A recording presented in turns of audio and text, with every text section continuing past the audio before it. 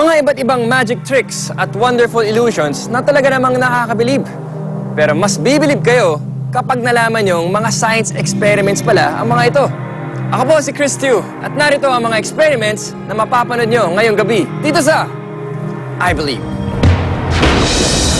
Higanteng lobo, gagawing sound booster at amplifier. Hi.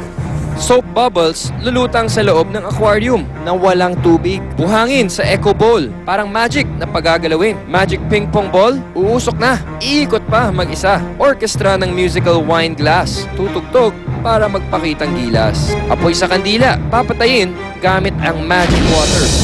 Alamin ang logic behind the magic. I Believe.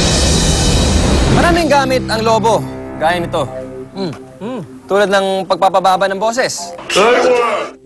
Domo, Katsumata Kurikazu desu. Kenji-kun. O kaya sa paggawa ng balloon barbecue. Galing! Wow! Wow! We have our barbecue balloon. Wow! Galing! Pero maniniwala ba kayo kung sasabihin kong ang lobong ito ay pwede rin gamitin bilang sound booster o amplifier? Oh, talaga?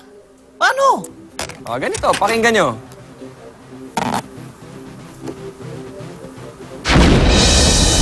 May big red balloon on top of a table. One at a time ay tatayo ang tatlong girls sa magkabilang sides ng balloon. Tatayo ang first girl on one side of the balloon habang nakatakip ng mask ang bibig niya. Tatayo naman ang second girl sa opposite side ng balloon at ilalapit ang tenga sa gilid ng lobo para pakinggan ang sasabihin ng first girl. Maririnig ng second girl ang sinabi ng first girl. Sabay nila itong i-reveal. Valentine no baka! Magpapalit ng pwesto ang mga girls. Ang third girl naman ang magsusuot ng mask at magtatanong kina first at second girl na nakikinig sa red balloon. Sabay sasabihin ng first girl and second girl ang number 15. Seno, 15! I-reveal ng third girl na ang itanong pala niya ay 6 plus 9. I Believe. Ayun! Galing na!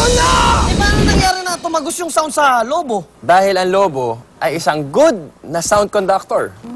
Ang sound conductor ay isang object that easily allows sound waves to travel or pass through it.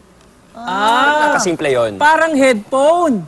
Oh, tama nga, parang ganun nga. Pero para mas lalong maintindihan nyo kung bakit naging good conductor of sound ang lobo, ito, panoorin natin.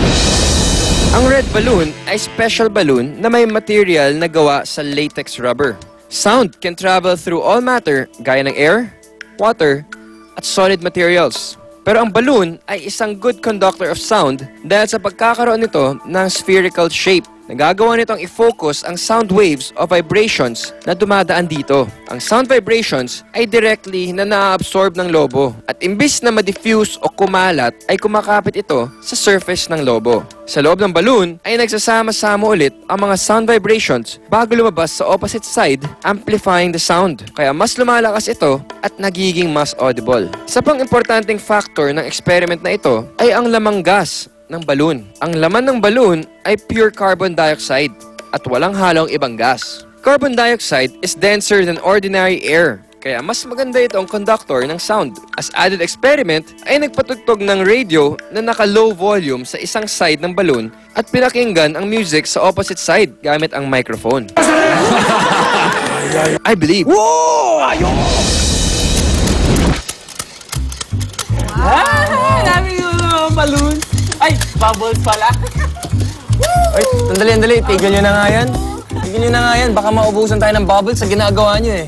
Sungit mo naman. Hindi naman tayo mauubusan ng bubbles. Oo, at saka, para saan mo ba gagamitin itong mga bubbles na to? Gagamitin natin yan para sa floating bubbles in an aquarium experiment natin. Floating bubble? Teka, asan ang aquarium? Tada! Wow! Experiment tayo! Fire dito kayo mag-fire ng bubbles sa loob ng aquarium. I Believe! Lumutang yung bubbles, oh! Alam ko na! May xenon gas yan. Ang lalim, Malapit ka na sa wakas. Munti ka na pero hindi pa rin tama. Tama ka na may gas nga sa loob ng aquarium na yan. Kaya siya lumulutang.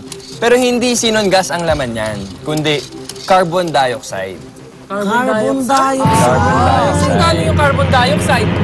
Doon sa dry ice. Ito. Meron tayong dry ice sa ibaba.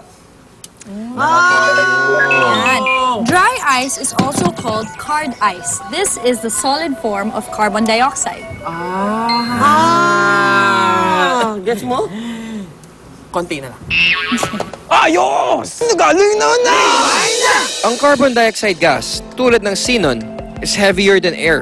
Ito ang dahilan kung bakit nagsistay sa ilalim ng aquarium ang carbon dioxide. Dahil mas magaan ang bubbles, ay hindi ito bumagsak agad at sinulo lang ito ng carbon dioxide gas. Nagbigay ito ng ilusyon na nagpalutang-lutang bago ito tuluyang pumutok o bumaba. I believe. Susunod sa I believe. Ayun. Wow!